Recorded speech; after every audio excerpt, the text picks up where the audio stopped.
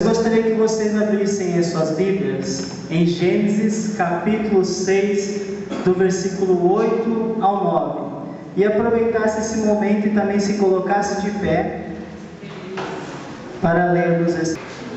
Gênesis capítulo 6, do versículo 8 e o 9.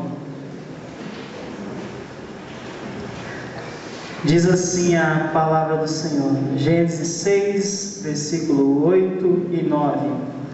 Porém, Noé achou graça aos olhos do Senhor.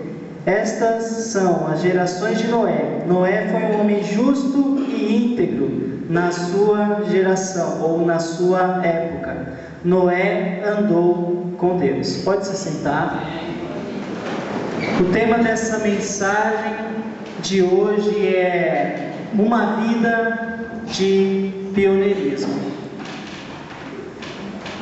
Essa palavra pioneirismo tem sido algo que nos dias de hoje tem se tornado cada vez mais escassa, principalmente no que se diz respeito à comunidade cristã chamada igreja, a esse povo que tem vivido uma vida ultimamente um pouco além ou um pouco afastado daquilo que deveria ser uma realidade sobre nós como igreja.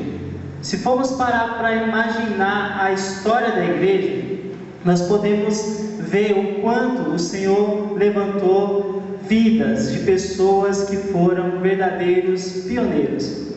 Amém. Para que o Evangelho chegasse até o Brasil, o Senhor levantou muitas pessoas que tiveram esse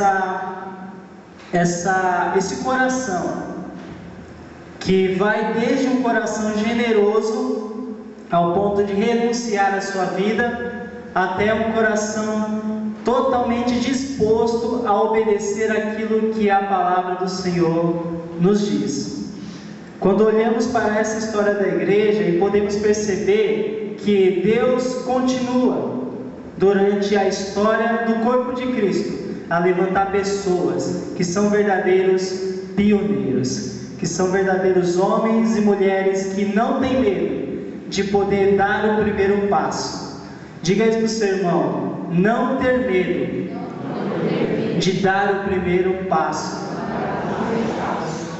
Foi assim que um dia, durante uma situação complicada dentro do projeto de futebol, no qual eu tenho trabalhado durante os últimos anos, em Francisco Morato, que o Senhor falou comigo de uma forma muito especial, quando eu achava que já não tinha como continuar no projeto, quando eu achava que não teria como manter a estrutura do projeto diante de tantas crianças que vinham para poder participar do projeto de futebol. Foi nesse momento de conflito em minha vida que o Senhor falou comigo: começar com o que tem é o melhor começo. Aleluia. Começar com aquilo que nós temos é a melhor forma de ser.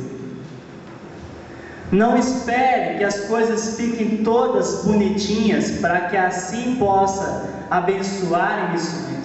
Não espere que você tenha um recurso totalmente abastado para que assim você queira abençoar em missões. Comece pelo que tem. O Senhor tem chamado o Parque Bristol para que possa começar com o que tem, para que possa começar com aquilo que existe no Parque Bristol de precioso. E quando nós fazemos isso, nós então entendemos o valor da nossa vocação e o valor que temos em poder pioneirar. Nesta noite eu gostaria de compartilhar quais são as qualidades que existem naqueles que são pioneiros. Gostaria de poder nesse tempo falar um pouco sobre essa vida de pioneirismo, essa vida de dar o primeiro passo e as qualidades de uma pessoa que faz isso. E olhando um pouco nas Escrituras, existe um homem que me chama muito a atenção, e este homem tem o nome de Noé. Noé foi um cidadão totalmente pioneiro. No momento da história da humanidade, onde ainda não se tinha sido experimentado um dilúvio, e sequer se havia sido experimentado uma chuva que seja forte. Tanto é que, se você olhar para a história da humanidade, de acordo com essa passagem bíblica, não antes houve uma chuva forte. E a palavra que o Senhor tinha dito para Noé é que era para Noé construir uma arca. Imagine a situação de Noé. As pessoas iriam dizer para ele: esse camarada está maluco, nem está próximo de algum lugar aqui de rio ou de mar, e esse cidadão pensa em construir uma arca. E é interessante porque no capítulo 6, Deus dá as diretrizes da forma como deveria ser construído essa arca, desde os tamanhos, das medidas, desde a profundidade, da altura, desde a forma como seria feita a cobertura da arca. Todos esses detalhes Deus colocou para que Noé pudesse obedecer. E nessa noite nós vamos observar algumas coisas de alguém que é pioneiro. Capítulo 6, versículo 8 diz assim: porém Noé achou graça aos olhos de Deus. Esse é o nosso primeiro ponto. Um homem e uma mulher que desejam ser pioneiros, que desejam abençoar as nações da terra, que desejam de fato colocar o seu coração para poder viver conforme a vontade de Deus, primeiramente precisa viver uma vida de devoção, uma vida que inspira outras pessoas, uma vida que abençoa as pessoas, uma vida que faz com que as pessoas digam: puxa, eu quero ser igual a esse camarada, eu preciso ser semelhante a ele.